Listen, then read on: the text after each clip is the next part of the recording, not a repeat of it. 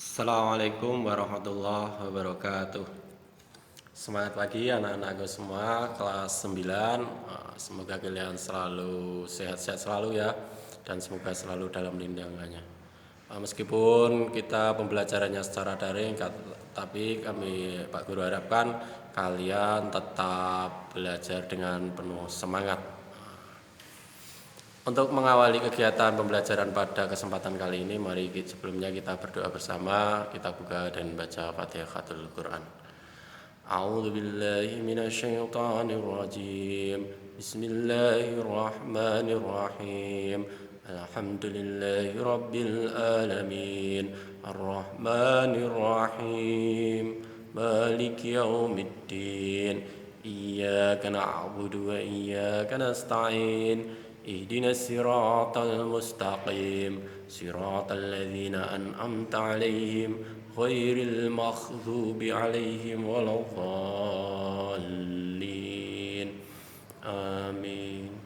Untuk selanjutnya Pak Guru harapkan kalian semua sudah absensi di Google Form yang sudah Pak Guru linkkan juga di Google Classroom.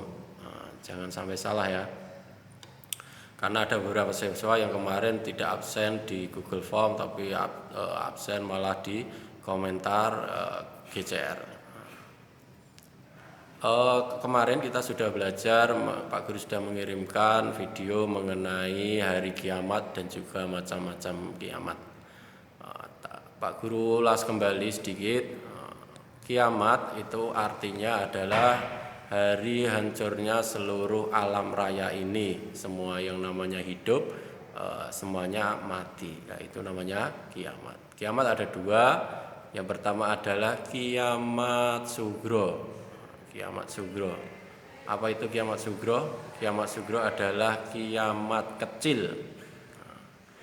Seperti halnya terjadinya kecelakaan, ada musibah, banjir, tanah longsor dan sebagainya. Sebagaimana seperti musibah yang saat ini sedang ada di negara kita, yaitu virus corona. Itu juga yang meninggal itu berarti termasuk kiamat sugro atau kiamat kecil.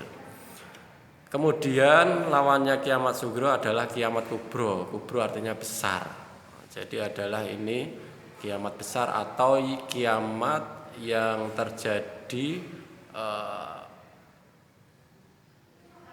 secara keseluruhan, hancurnya seluruh alam semesta ini. Atau ini yang sebenarnya hakikatnya yang disebut kiamat adalah kiamat kubro ini, yaitu hari hancurnya seluruh alam raya ini. Bumi hancur, langit hancur, semuanya hancur. Dan semua yang namanya hidup itu mengalami, semua yang namanya hidup itu mati. Dan semua yang namanya hidup mati semuanya. Nah, itu adalah kiamat kubro. Ditandai dengan apa? Banyak sekali tanda-tandanya. Yang jelas ditandai nanti akan ditiupnya sangkakala oleh malaikat Israfil. Jadi malaikat Israfil akan meniup sangkakala dan semuanya akan hancur. Terjadi hari kiamat. Itu adalah tentang sekilas tentang kiamat dan kiamat kecil dan kiamat besar atau kiamat sugro dan kiamat kubro lah. Setelah peristiwa kiamat yang maha dahsyat itu, semua manusia akan mati dan mengalami proses kehidupan di alam akhirat, baik kiamat sugro ataupun kiamat kubro. Nah, alam-alam akhirat itu ada nama-namanya. Nah, di sini Pak Guru akan menjelaskan satu persatu. Untuk tugasnya sebenarnya ini bukan tugas, ini adalah kewajiban kalian. Nah, dikala Pak Guru menjelaskan, kalian harus mencatat, merangkumnya. Nah, nanti tugasnya adalah cukup kalian mencatat apa yang sudah dijelaskan Pak Guru ini. Dan ini di tampilan layar juga sudah ada mengenai apa yang akan dijelaskan oleh Bapak Guru. Nanti ditulis di buku catatan. Nah, sebagai bentuk buktinya nanti bisa difoto, dikirimkan lewat GCR juga. Nah, lewat GCR kalau saya sudah melaksanakan tugas saya, belajar dengan Pak Guru ya, mendengarkan materi yang sudah Pak Guru jelaskan seperti itu. Yang pertama Pak Guru akan menjelaskan mengenai alam barzah. Nah, ini alam barzah atau biasa juga dikenal dengan alam kubur, atau ini adalah batasan antara alam dunia dan alam akhirat. Itu adalah alam barzah. Alam barzah tadi apa maknanya? Alam batasan antara alam dunia dan alam akhirat atau alam penantian, itu namanya yaumul barzah atau yaumul kubur. Nah, nanti kita ketika di alam barzah, di alam penantian, kita nanti akan ditanya oleh malaikat yang kewajibannya menanyai kita. Namanya siapa? Mungkar dan nakir. Nah, ini nanti selama penantian sampai kapan, Pak? Ya sampai kiamat terjadi dan kita nanti akan dibangkitkan. Itu penantiannya sampai itu. Lama apa enggak, Pak? Ada yang merasakan lama sekali, ada yang merasakan biasa saja, tergantung amal kita. Lah kita bisa menjawab pertanyaannya mungkar atau nakir tidak. Sebenarnya pertanyaannya mudah sekali. Pertanyaan mungkar nakir itu sangat mudah karena pertanyaan ini juga sudah biasa dibocorkan. Dikai pertanyaan tetapi apa wis dikai kisi-kisi dan jawabannya jelas. Jadi kita tidak perlu takut.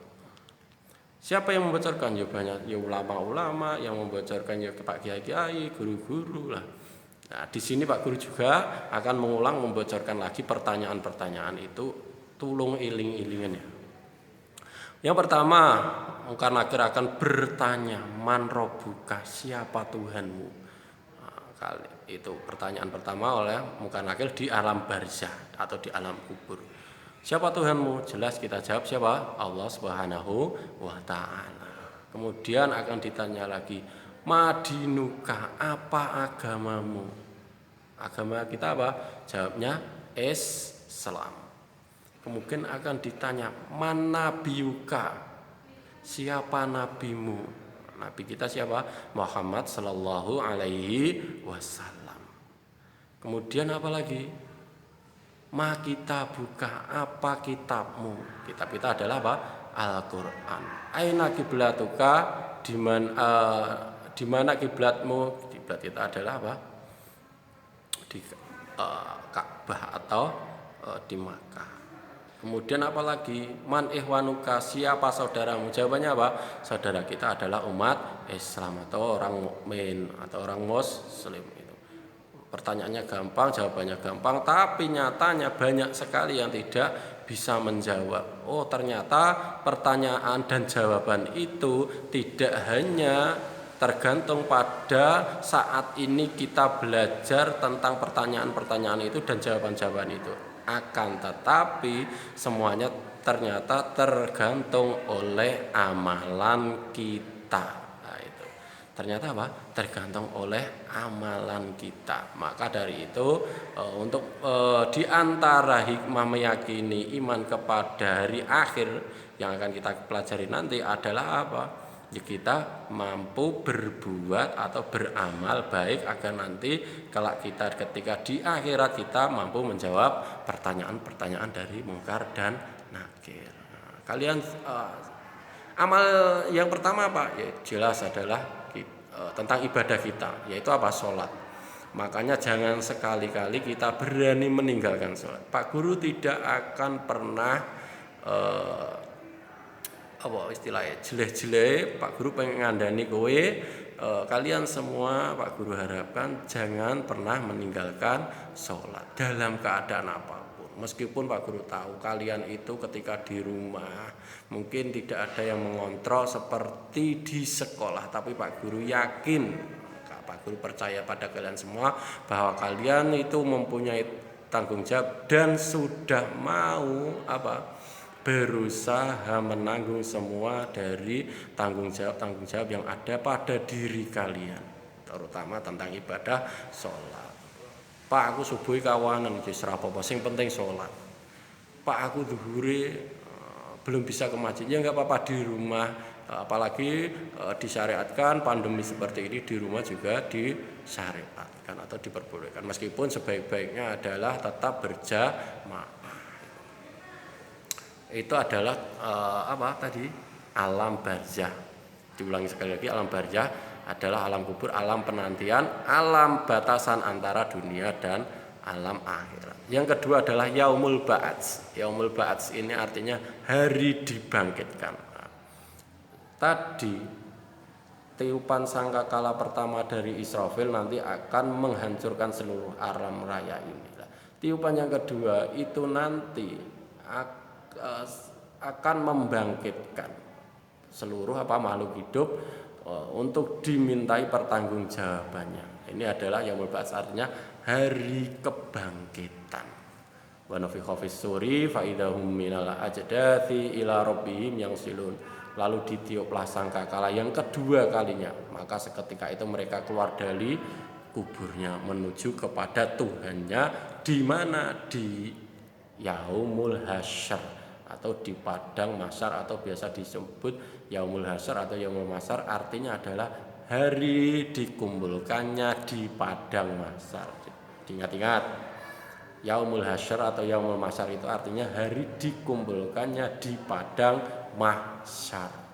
Ketika kita nanti dikumpulkan di padang mahsyar, tidak ada seorang pun yang akan membawa sehelai kain atau sehelai pakaian. Tidak akan pernah membawa, semuanya akan ya itu tadi tidak membawa apa-apa. Wah Pak, nanti berarti yang perempuan cantik kelihatan Pak. Saya bisa melihat perempuan cantik di padang mahsyar tanpa busana. Atau yang perempuan juga, ya saya nanti bisa melihat laki-laki yang tampan tanpa busana. Wah nyenengin Pak.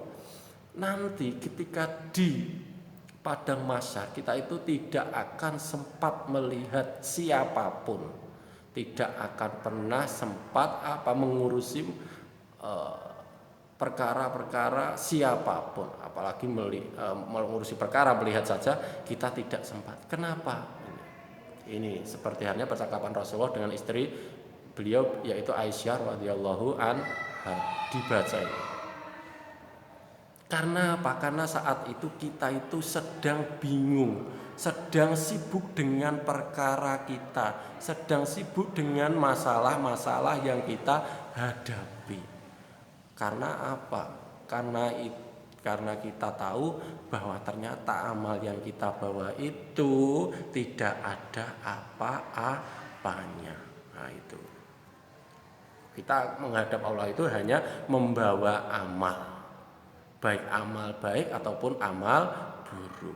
Makanya kita sibuk dengan perkara-perkara kita dan tidak sempat melihat orang lain. Nah, setelah dari yaumul mahsyar, setelah dikumpulkan di padang mahsyar, kemudian kita nanti akan ditanyai oleh Allah. Amal kita akan ditanya oleh Allah. Kemudian amal kita akan mengalami namanya yaumul hisab atau hari ditimbangnya. Yaumul hisab artinya yaumul hisab bukan timbang. Hisab itu artinya dihitung. Yaumul hisab yaitu hari perhitungan. Amal kita akan dihitung. Amal baiknya berapa? Amal buruknya berapa? Ya, kemudian baru mizan atau yaumul mizan itu biasa. Mizan itu artinya timbangan, berarti hari ditimbangnya amal baik atau buruk manusia. Kalau hisab artinya apa tadi? Dihitung. Kalau mizan artinya ditimbang. Jadi amal kita, amal baik mungkin ditaruh di sebelah kanan, amal buruk ditaruh sebelah kiri.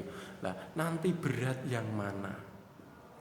Amal kita berat yang mana? Kalau berat yang amal baik, maka kita akan dimasukkan ke surga. Ini surga dan neraka. Jadi setelah ditimbang nanti kita akan mengalami fase atau yaumul faslu, yaitu masuk ke surga atau neraka.